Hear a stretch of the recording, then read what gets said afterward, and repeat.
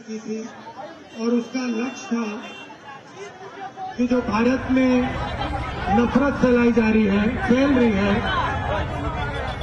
एक धर्म दूसरे धर्म के बीच में, एक भाषा दूसरी भाषा के बीच में, एक प्रदेश दूसरे प्रदेश के बीच में, इसके खिलाफ हम सबको मिलकर खड़ा होना चाहिए। आप सहमत हैं इससे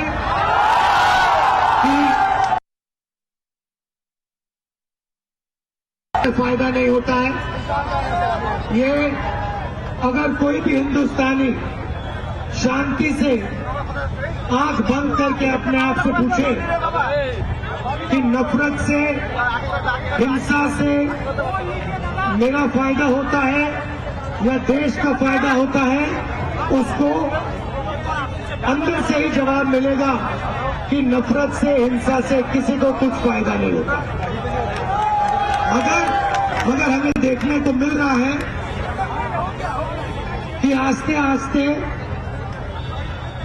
ये जो मोहब्बत का देश है, इसमें आस्ते आस्ते से नफरत फैलती जा रही है। इसका कारण है, अगर आप किसी भी युवा से पूछो कि आप पढ़ाई करने के बाद क्या करना चाहते हो, तो सारे के सारे युवा आपको कहेंगे मैं जॉब करना चाहता हूं, मैं रोजगार चाहता हूं, मैं इंजीनियर बनना चाहता हूं, मैं डॉक्टर बनना चाहता हूं, मैं लॉयर बनना चाहता हूं। मगर देश की सच्चाई है कि आज हिंदुस्तान में अगर हमारे युवाओं को रोजगार चाहिए तो उनको रोजगार नहीं मिल सकता है। ये और जो देश के युवाओं के सपने हैं, उन सपनों को देश के युवा पूरा नहीं कर पा रहे हैं और इसके कारण उनके दिल में नफरत, क्रोध और गुस्सा पैदा हो रहा है। तो भारत जोड़ो यात्रा का सबसे पहला लक्ष्य था, कन्याकुमारी से कश्मीर हम चले और लक्ष्य था कि हम लाखों युवाओं से, माताओं बहनों से, बुजुर्गों से बात करें, उनके दिल में जो है उसको सुने और उनका हाथ पकड़े और उनके गले लगे। लोगों ने कहा कि आप कन्याकुमारी से कश्मीर गए, मगर बंगाल का क्या होगा, असम का क्या होगा, उड़ीसा का क्या होगा, नागालैंड, मणिपुर, इनका क्या होगा? इसलिए हमने निर्णय लिया कि हम ईस्ट से वेस्ट, मणिपुर से महाराष्ट्र, फिर से भारत जोड़ो यात्रा करेंगे। और इसीलिए आज हम यहाँ आपके सामने खड़े हैं, सिलीगुड़ी में आपके सामने खड़े हैं।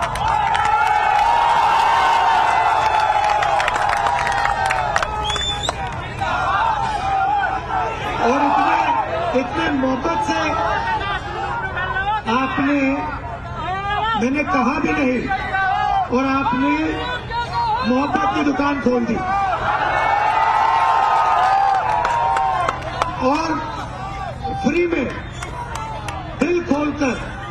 तो इसके लिए मैं आपको बहुत बहुत धन्यवाद करना चाहता हूं। काफी टाइम से ऐसी यात्रा हमने की है और मैं चाहता था कि मैं आपके बीच में आकर, ऐसे दूर से नहीं, स्टेज से नहीं, हेलो, स्टेज से नहीं, मगर ऐसे आपके बीच में आके आपकी बात सुनो। यात्रा में हम भाषण 15-20 मिनट का करते हैं, मगर 7-8 घंटे हम आपके बीच में आते हैं, किसानों से बात करते हैं, मजदूरों से, युवाओं से बात करते हैं। हमने इस यात्रा में न्याय शब्द भी जोड़ दिया है। पिछली यात्रा भारत जोड़ो यात्रा थी, इसमें हमने न्याय शब्द भी जोड़ दिया है, क्योंकि हमें लगता है कि हिंदुस्तान में नफरत का कारण, हिंसा का कारण अन्याय भी है। आपने देखा कि आपने देखा कि दिल्ली में जो सरकार है पूरा का पूरा वो इन बड़े उद्योगपतियों के लिए करते हैं। आपने देखा होगा कि एयरपोर्ट अदानी जी, एयरपोर्ट, पोर्ट्स, माइंस, इंफ्रास्ट्रक्चर, बिजली, पावर, सबका सब 2-3 बड़े बड़े लोगों के हाथ में जा रहा है।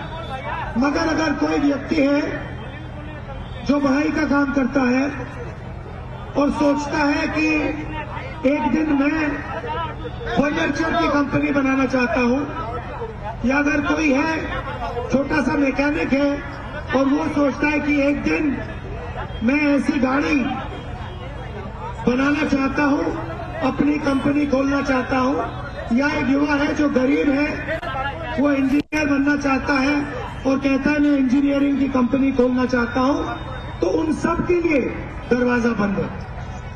ये जो कंपनी है, ये कौन सी गाड़ी है? टोयोटा गाड़ी है ना। आप समझो, इसका मालिक जापान में मैकेनिक था। मैकेनिक ने काम शुरू किया, आस्ते आस्ते उसने ये टोयोटा कंपनी बना दी। हिंदुस्तान में कोई भी मैकेनिक ये सपना नहीं देख सकता। अगर मैकेनिक ये सपना देखेगा, बाकी लोग उसका मजाक उड़ाएंगे। मगर सत्य है ना, अगर एक बढ़ई ये सपना देखे तो अरबपति लोग उसका मजाक उड़ाएंगे, कहेंगे ये देखो क्या कर रहा है। मगर हम चाहते हैं कि हिंदुस्तान का मैकेनिक, हिंदुस्तान का बढ़ई, हिंदुस्तान का गरीब से गरीब किसान एक सपना देख पाए कि मैं भी बनना चाहता हूं, मैं भी इंजीनियरिंग कंपनी बनाना चाहता हूं, मैं भी यूनिवर्सिटी खोलना चाहता हूं, मैं भी कॉलेज खोलना चाहता हूं। ये तो ऐसा हिंदुस्तान हम चाहते हैं जिसमें जो काम करता है उसकी इज्जत हो। आजकल मुझे कहना अच्छा नहीं लगता है, मगर जो दलाली करता है उसकी इज्जत है, जो काम करता है उसकी इज्जत नहीं है। और अगर हम रोजगार की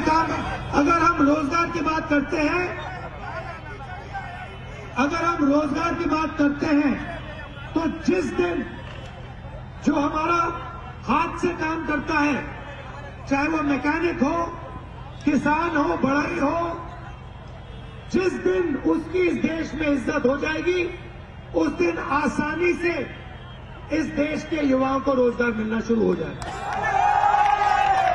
तो ये मैं आपसे कहना चाहता था। आखिरी बात, सामाजिक न्याय की बात करना चाहता हूं। और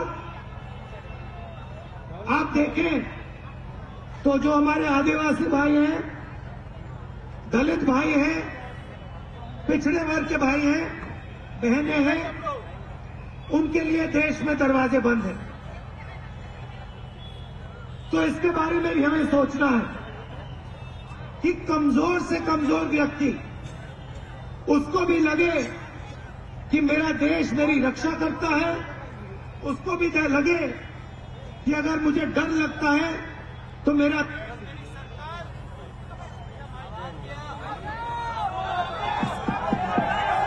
उसको भी लगे कि मेरा देश, मेरे भाई मेरी रक्षा करते हैं। आखिरी बात जो आपको मालूम है, मैं दोहरा देता हूं, जिससे मुझे काफी दुख हुआ। बहुत सारे युवा जब छोटे होते हैं कहते हैं कि मैं एक दिन सेना में जाना चाहता हूं, पैरामिलिट्री फोर्स में जाना चाहता हूं, देश की रक्षा करना चाहता हूं। बहुत सारे लोग, बहुत सारे बच्चे हैं, जैसे ये बच्ची है, दे। अब पहले क्या होता था,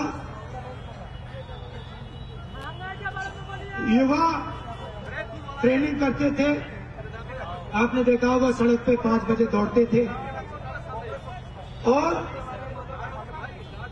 फिजिकल फिटनेस बनाकर टेस्ट लेकर आर्मी में जाते थे, वायुसेना में जाते थे नेवी में जाते थे। अब वहां आर्मी, नेवी, एयरफोर्स हमारे युवाओं को एक गारंटी देती थी, कहती थी देखो आपने अपनी जान